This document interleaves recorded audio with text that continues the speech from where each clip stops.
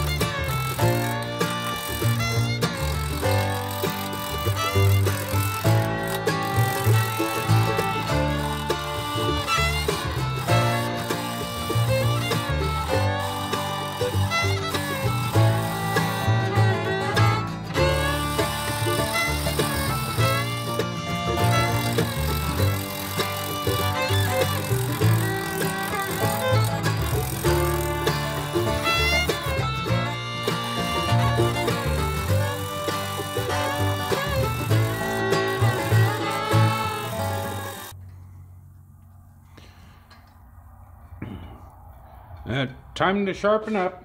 I'll be back in a minute.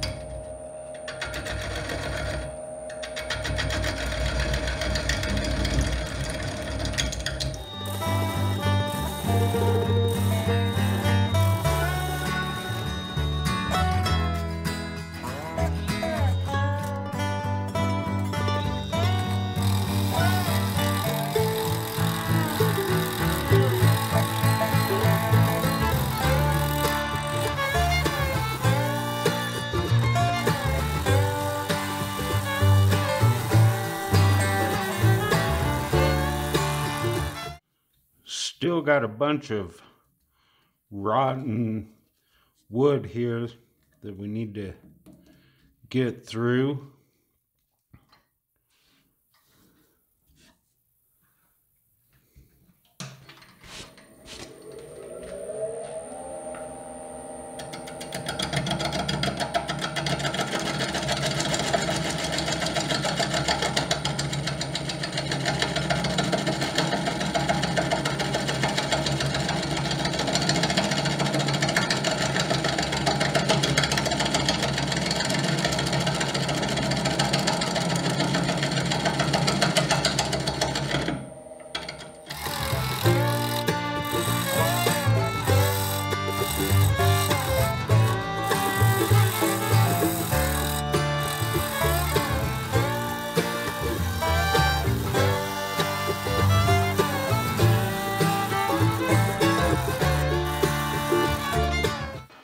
don't think I'm going to be able to leave any of this because I've still got to get down through this.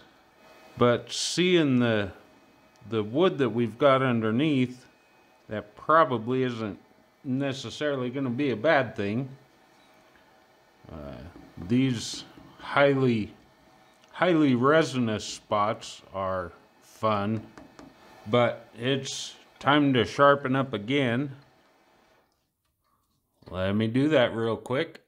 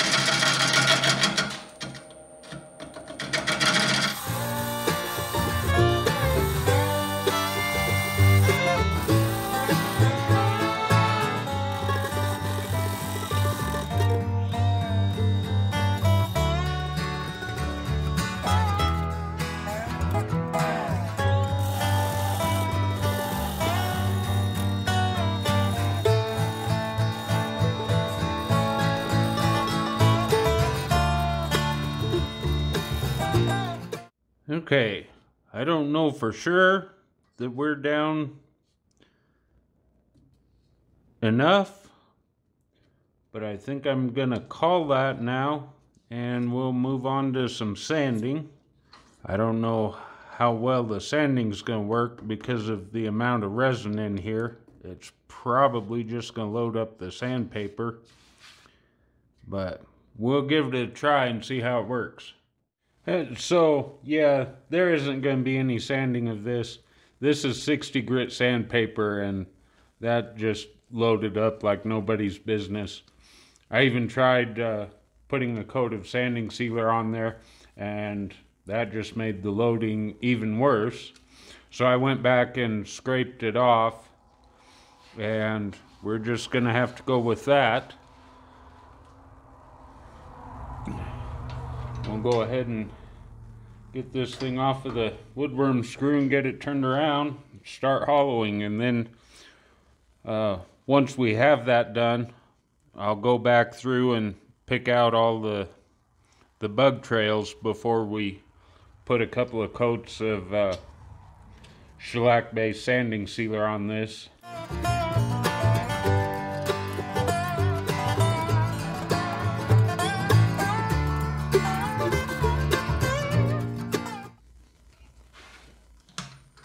See if we can get the speed up a little bit now too. We should be a whole lot better balanced.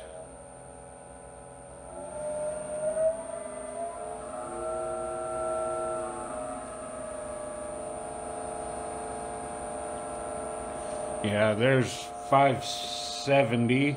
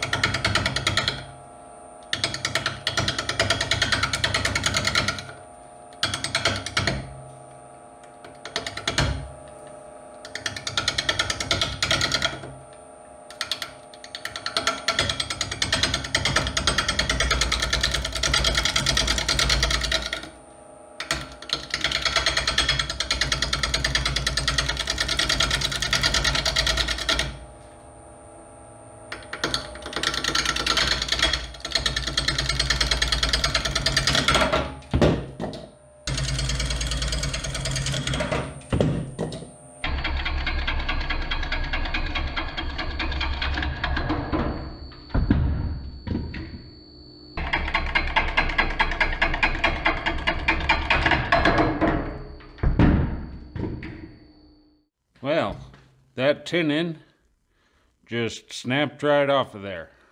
Guess we'll see if we can put it back on the woodworm screw and maybe get another tenon on there.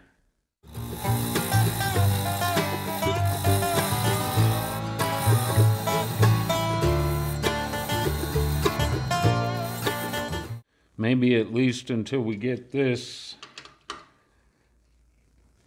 top taken down a little better, where we aren't having so much bounce.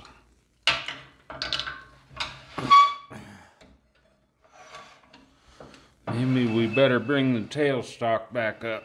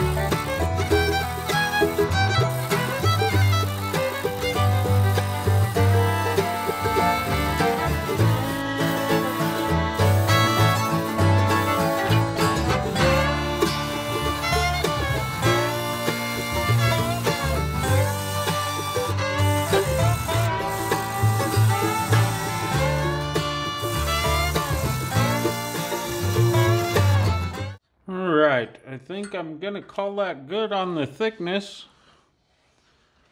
We're somewhere between 5/8 and 3/4 thick, but I don't trust this stuff. So I'm gonna try to do a little bit of scraping. See if we can't smooth that up a little bit.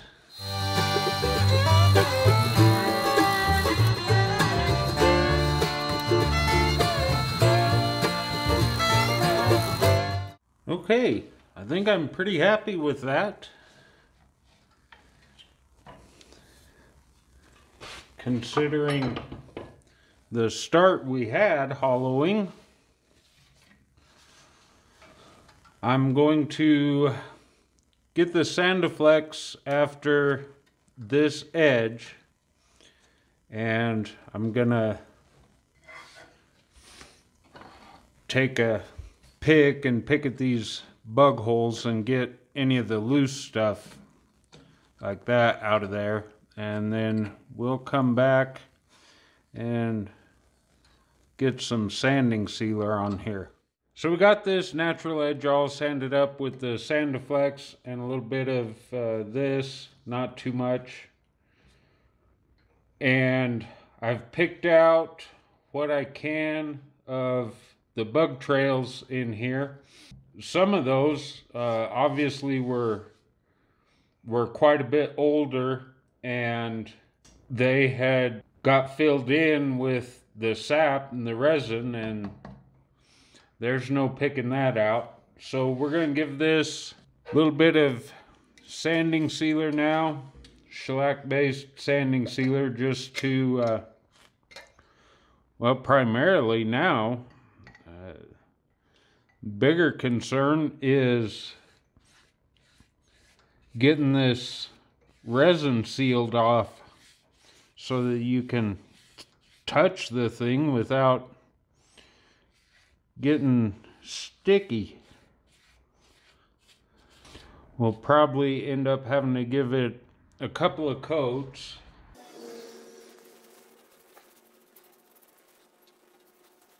But because we couldn't sand this at all, the best we could do was a kind of a shear scraped finish on the outside and a scraped finish on the inside.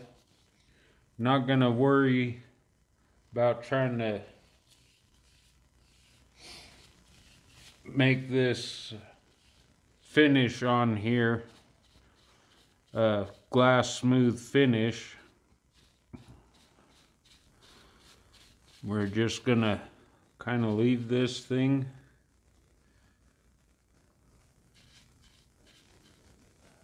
rustic in more ways than one.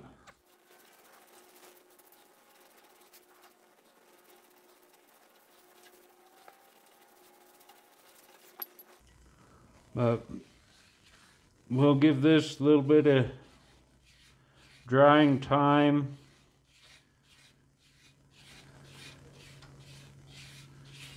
And maybe put another coat, and when we come back, we'll have it reversed up in here, ready to take that tenon off. And it's time to get this tenon off of here now.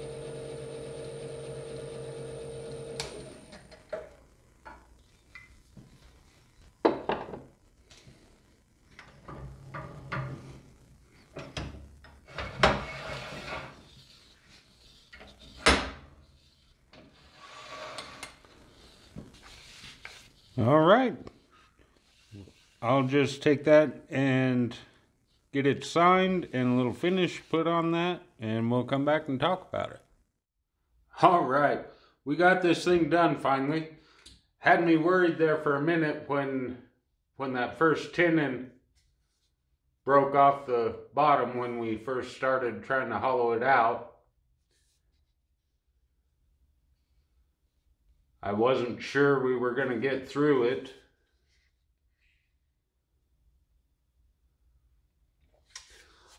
This thing started out at about 11.5 inches across at its widest point. Now we finished down to about 9 3/4 in diameter. It's about 4 inches tall, give or take, depending on where you measure it. Because of the resin in this thing, and when I say resin, just to clarify, in case anyone watching is confused, like my son was when I mentioned it to him, there's no casting resin in this. The resin I'm referring to in this piece is the pine resin that's naturally in pine, the pitch. And because of the amount of resin in this thing, we couldn't do any sanding on it. I tried to sand it, but it just loaded even 60 grit sandpaper up just almost immediately. So there's no sanding. If you look really close, you can see some imperfections in this, but like I said earlier in the video, it's just rustic, and I like that about it. Really happy with how it came out. I did leave the walls fairly thick, but we did get this one spot of the natural original piece still in there, and at that point it's only a 1/2 inch or a little less thick right there. So we aren't too far off of having a good thickness. We just had to leave it thicker there so that we didn't risk breaking through. And there's a couple other spots, like a crack running right there, that just had me a little worried. Again, especially after that first tenon broke off. As we got this close to being done, I didn't want to have it have something happen to it again and then not be able to remount it and fix it. Anyway, that was the project for this week. Ponderosa Burl, or weird growth, whatever you want to call it, rustic bowl. If you like the video, be sure and give it a thumbs up, share it with your friends, leave me a comment. I respond to everything. From Piedra Designs. Thanks for watching.